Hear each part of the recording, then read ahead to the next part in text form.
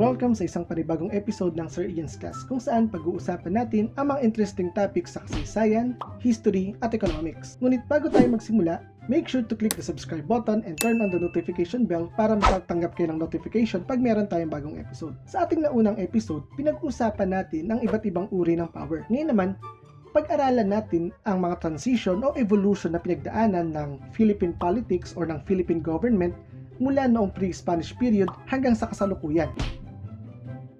Sa kasalukuyan, pamilyar tayo sa pamahalaan na mayroong presidente, vice president, mga kongresista, senador, si mayor, syempre yung mga barangay captain, tsaka yung mga barangay tanod.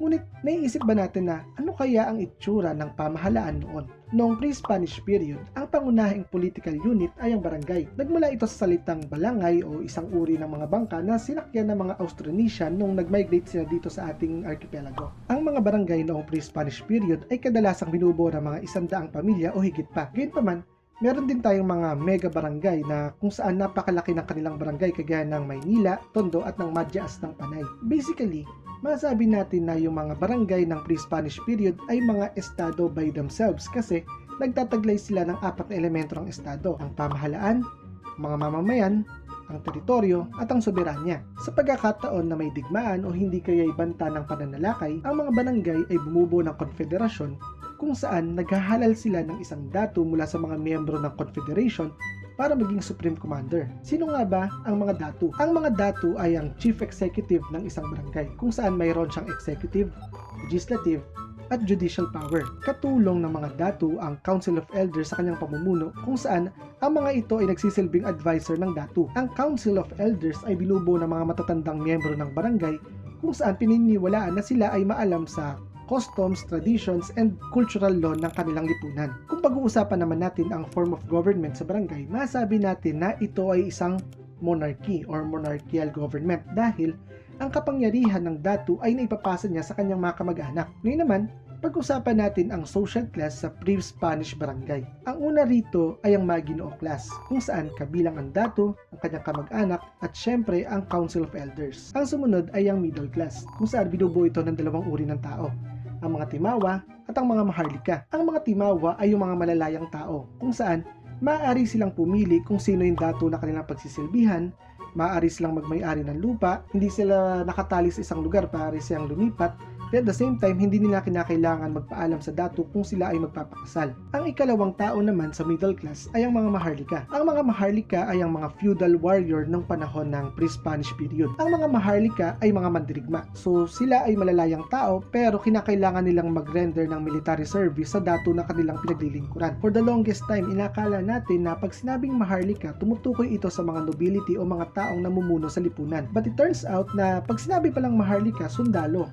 So, ang tunay na mga nobility ay Maginoo. Sa ilalim ng middle class ay ang mga alipin kung saan mayroon tayong 2 uri, ang aliping namamahay at ang aliping sa gigilid. Disclaimer lamang, magkaiba ang konsepto ng pagiging alipin sa pre-Spanish period sa pagiging alipin sa Western culture. So, nakita natin to sa ating talakayan. Unahin natin ang aliping namamahay. Sila yung mga uri ng alipin na may sariling bahay, kaya nga namamahay ang tawag sa kanila.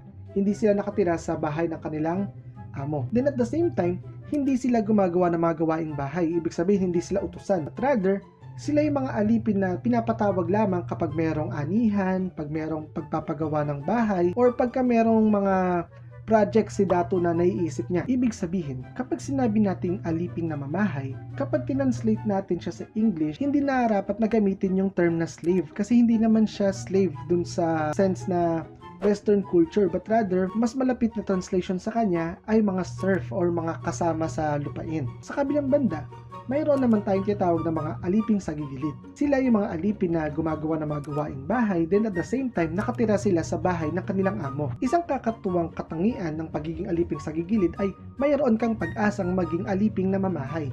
Ito ay kapag nakapag-asawa ka. Ang isang aliping sa gigilid na nakapag-asawa ay kadalasang binibigyan ng panibagong status as namamahay kasi Ayaw silang patirahin ng kanilang amo sa kanilang bahay kasi pag pinatira sila sa kanilang bahay, ibig sabihin yung kanilang amo ang magpapakain sa kanilang pamilya, kaya pinapaalis na lang sila para mabawasan yung gastos ng kanilang amo. Sa usapin ng batas o ng mga judicial issues, napakalaki ng ginagampanan ng mga datu at ng mga council of elders. Ang datu bilang leader ng judiciary ang nagbibigay ng hatol sa mga issue gamit ang mga payo na ibinigay ng Council of Elders. Halimbawa naman, kung may dalawang datu mula sa magkaibang barangay ang involved sa isang kaso, kinakailangan nilang humanap ng isang tao mula sa isang neutral na barangay upang magsilbing tagapaghatol para sa issue na ito. Contrary sa popular belief, hindi mahilig mambitay ang mga sinaunang Filipino. Katunayan, ang kanilang favored punishment ay pagbibigay ng mga multa o di kaya ay reconciliation. Halimbawa, kung isang taong nagkasala ay napatunayan na may mali siyang nagawa, instead na parusahan siya physically, nire-require na lamang siya ng mga datu na magbayad ng bayad pinsala.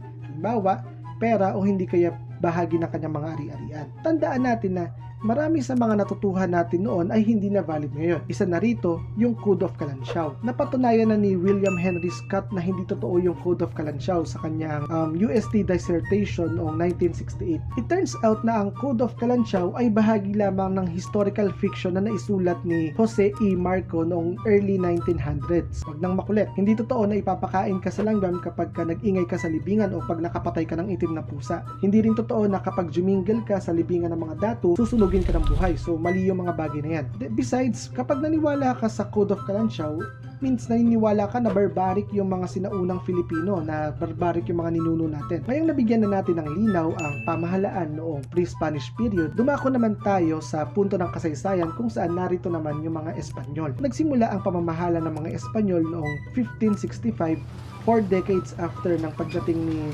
Ferdinand Magellan sa ating bansa. Mula 1565 hanggang 1821, ang Pilipinas ay pinamunuan ng mga Espanyol sa pamamagitan ng Viceroy of Mexico.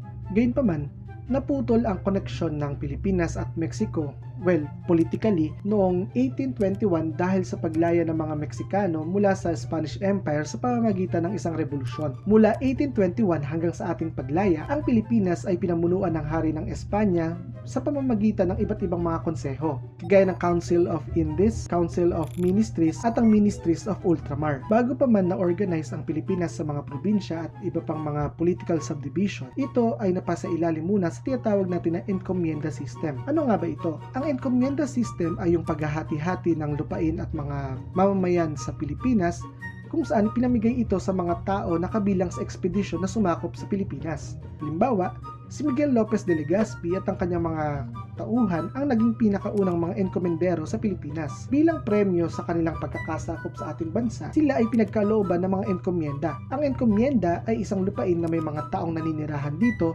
na kanilang pamumunuan. Sa simula, ang layunin ng encomienda system ay upang mapabilis ang pagiging katoliko ng mga natives dito sa ating bansa, at the same time maturuan sila ng Spanish education. Sa kasamaang palad, ang mga enkomendero o yung mga pinagkalooban ng enkomienda ay naging pag-abuso kung saan marami sa mga taong naninirahan sa kanilang enkomienda ang nasawi dahil sa kanilang mga exploitative actions. Dahil sa pagiging mapang-abuso ng mga enkomendero, marami sa mga praile ang sumulat sa Hari ng Espanya upang ipaalam yung kapalpakan tsaka yung masamang nangyayari sa ating bansa. Dahil dito, binuwag ito ng Hari ng Espanya at nagsimula na yung tinatawag natin na reorganization ng Philippines into provinces and pueblos. Ipinakilala ng mga Espanyol ang central government sa ating bansa. Sa tuktok ng central government na ito ay ang Gobernador General. Siya ang may hawak ng legislative, executive, judicial, at maging limited ecclesiastical power sa ating bansa. So ecclesiastical, religious, maaari silang mag-appoint then magtanggal ng mga religious officers dito sa ating bansa. Sa ilalim ng Gobernador General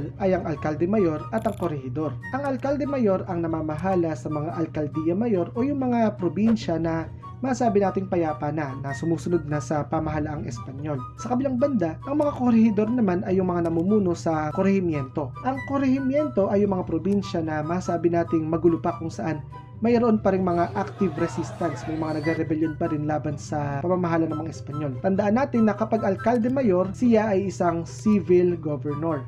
Samantala, kapag korehidor naman ay military governor. Mayroon din tayong mga tinatawag na mga chartered city ng panahon ng mga Espanyol kung saan Ito yung mga lungsod na nagsasarili kung saan hindi sila kabilang sa kahit na anong probinsya. Ito ang tinatawag natin ng mga ayuntamiento at pinamumunuan din sila ng mga alkalde mayor. Ilan sa mga halimbawa nito ay yung Cebu ang pinakauna at syempre ang Maynila. Sa ilalim ng mga alkalde mayor ay yung tinatawag natin ng mga gobernadorcillo at sila naman ang namamahala sa mga tinatawag natin ng mga pueblo o sa kasalukuyan mga bayan. Sa ilalim naman ng mga gobernadorcillo ay yung mga tinatawag natin na cabeza de barangay o mas kilala natin ngayon as mga barangay captain. Actually, ang term na kabisaduhin ay nagmula sa term na cabeza kasi pag sinabi natin na cabeza, diba nga ulo? So, kabisaduhin, isa ulo. So, yan, may panibagong trivia na naman kayo natutuhan mula kay Sir Ian.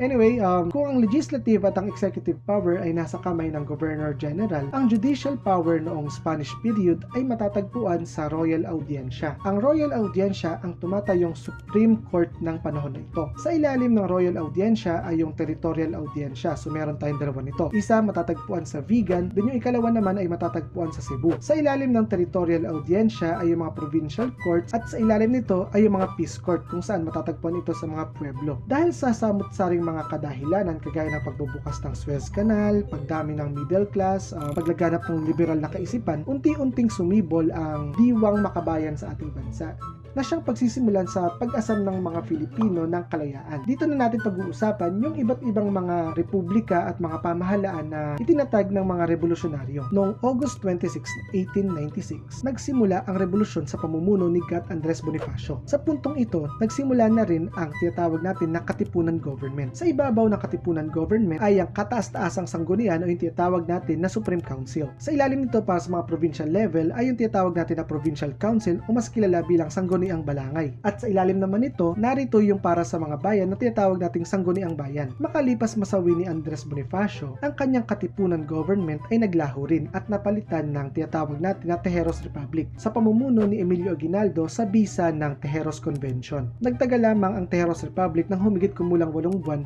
Makalipas nito, ito ay pinalitan ng tinatawag natin na Biak na Bato Republic. Ngunit, ang republikang ito ay nagtagal lamang din ng halos 1 buwan dahil makalipas makipagkasundo ni Aguinaldo at ang kanyang mga kasamahan na kanilang lilisanin ang Pilipinas patungong Hong Kong kapalit ng 800,000 Mexican pesos at ng pangako na after 3 years, bibigyan ng otonomiya ang Pilipinas at mas malawig na kalayaan. Ngayon, alam natin kung ano nangyari. Siyempre, nabigo ang kasunduan na ito. Noong April 1898, sumiklab ang US-Spanish War kung saan sinamantala ito ni Aguinaldo upang bumalik sa Pilipinas at kanyang itinatag at tinatawag natin na Dictatorial Republic. Napili niya ang dictatorial dahil ayon sa kanya, magulo ang Pilipinas at kinakailangan niyang makontrol ang mga nagaganap sa ating bansa. Ang naging pinakamalaking achievement ng Dictatorial Republic ni Aguinaldo ay ang proklamasyon ng kalayaan na naganap sa Kawit, Cavite. Kung mapapansin nyo, napakaraming mga republic na itatatag ni Aguinaldo. Huwag kayong mag-alala, meron pang kasunod. Dahil noong June 23, 1898, nagkaroon naman tayo ng tinatawag na Revolutionary Republic sa pamumuno pa rin ni Emilio Aguinaldo. Sinasabi na itinatag niya ang gobyerno na ito bilang paghahanda sa napipintong paglaya ng Pilipinas